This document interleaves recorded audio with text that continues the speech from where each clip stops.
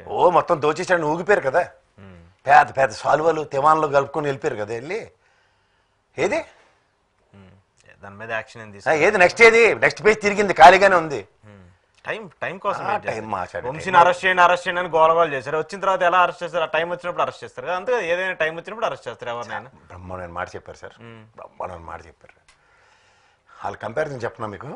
అక్రమ కేసులు పెట్టి వంశీని అరెస్ట్ చేశారన్నారా అని చంద్రబాబు నాయుడు గారి మీద అక్రమ కేసులు పెట్టి అరెస్ట్ చేసినప్పుడు అన్న కంపారిజన్ ఇస్తున్నారు. చంద్రబాబు నాయుడు గారు అక్కడ, వంశీ ఇక్కడ. వీళ్ళ దగ్గర నుంచే బెడ్జెట్ ఆడుకుంటూ బయటికి వెళ్ళినాడు, వీళ్ళ మీద తిరగబడినాడు.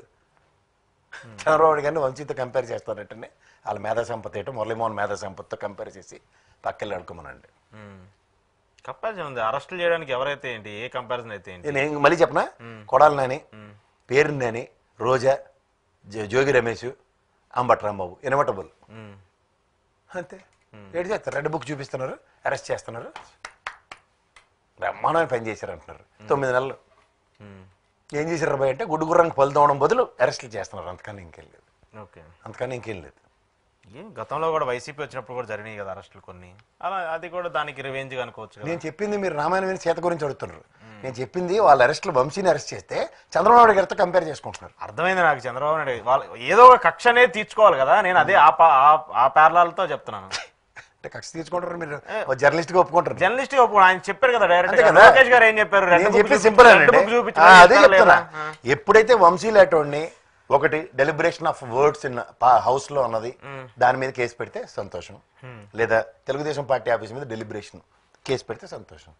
44 మందిని వైఎస్ఆర్సీపీ ఆయనలోనే అరెస్టులు చేసి ఇందులో వంశీ లేడు అన్నది ఎస్టాబ్లిష్ అయిన తర్వాత ఇప్పుడు 95 మందిని చేసి 71 ఆ నందిగాం సురేష్ని 78 పేరెట్టి అరెస్ట్ చేస్తే ఎవరికి ఎక్కువ ఏరిల్లు యాడ్ నుంచి వచ్చారు. పోనీ ఈ కేసుకి ఆ కేసుకి ఏమన్నా సారూప్యం ఉందా మాట్లాడదాం. ఈ కేసు ఏదో ఎవరికి తెలియదు, దీనికి దానికి కనపడట్లేదు. చేత ఏదో విధంగా పవర్ ఉంది కాబట్టి నేను అశ్వమేధయాగం చేస్తున్నాను, ఇలా చిటికేసి గుర్రాన్ని పంపించాను, అడ్డుకున్నాడు నేను ఇలాగే వేసేస్తాను. ఇప్పుడు అడ్డుకున్నాను కాదు, అప్పుడెప్పుడు అడ్డుకున్నాడు వేస్తున్నారు. ఇప్పుడు అడ్డుకుంటే వైసీపీ వాళ్ళందరినీ వేయాలి అప్పుడు. అది ఓకే. జీవిరెడ్డి గారు AP fibre net corporation chairman, ఆయన కొన్ని కీలక వ్యాఖ్యలు చేశారు సార్, మీరు కూడా అది వినే ఉంటారు.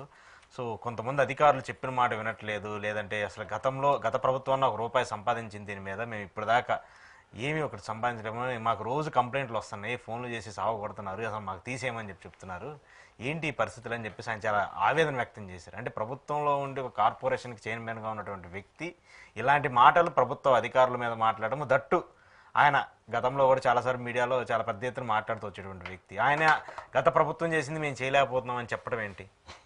ఇండైరెక్ట్గా ఈజ్ యాక్సెప్టింగ్ ఇట్. నాకు 2 వ్యక్తులు తెలుసు బాగా, ఒకడు జీవిరెడ్డి, ఇంకోడు Lanka Dinakar. Happen to be the chartered accountants, juniors కూడా. ఇప్పుడు వీళ్ళు they are knows very well as far as finances are concern.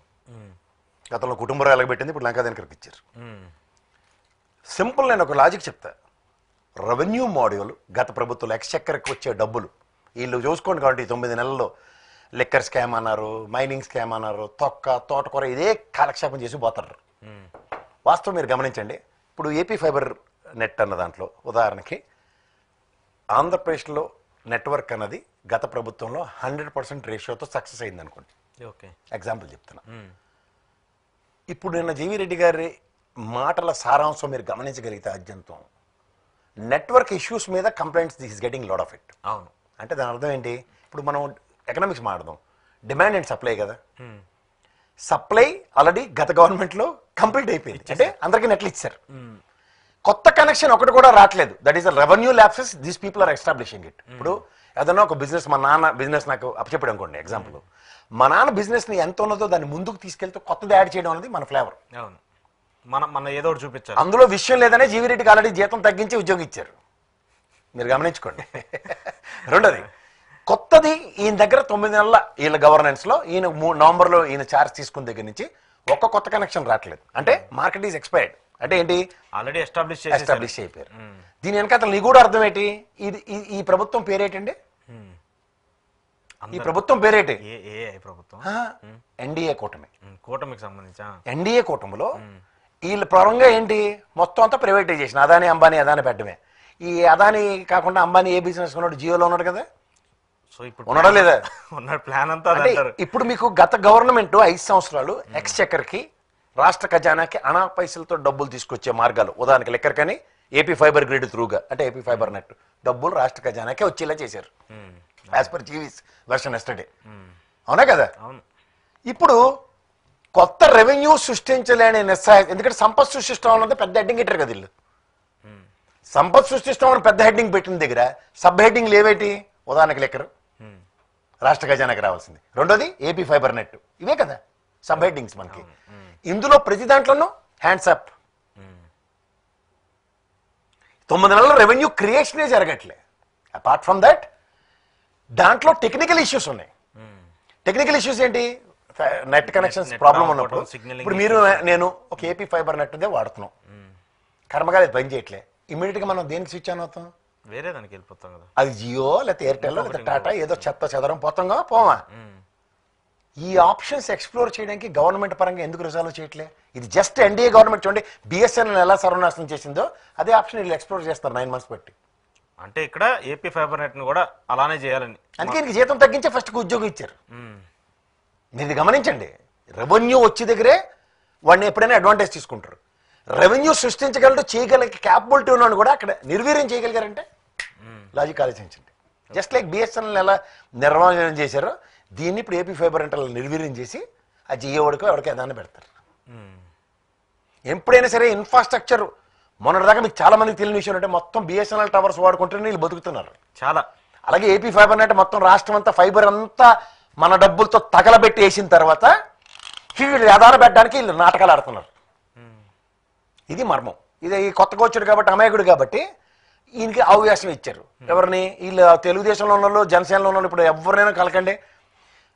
ఇది లెక్కర్లో జగన్మోహన్ రెడ్డి అని లాస్ట్ కంక్లూజన్. అలా దేని చూడండి ఇప్పుడు ఆఖరికి ఈయన జగన్మోహన్ రెడ్డిని డైరెక్ట్ కనకుండా ఒక ఐఏఎస్ ఆఫీసర్ బకరగాని తీసుకొచ్చి అర్థం మొదలెట్టారు తోకాను.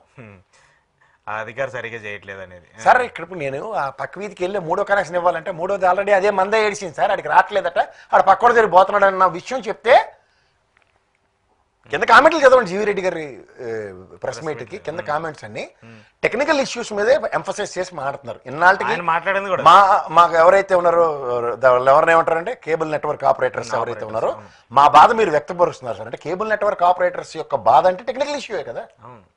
అసలు ఇప్పుడు సగం మంది ఎగిరిపోతున్నారు డైరెక్ట్ గా ఇప్పుడు డిష్ టీవీలో అవి వచ్చేసరికి. సో ఇక్కడ ప్రాబ్లం ఎక్కడ ఉంది? ఇది ప్రైవేటైజేషన్ ఎన్డీఏ నినాదానికి వీళ్ళు పెద్దోళ్ళు మడతెట్టేసుకుంటున్నారు లోపు బయట ఆడి, ఈ చిన్నపిల్లల వాళ్ళు ముందు బయలు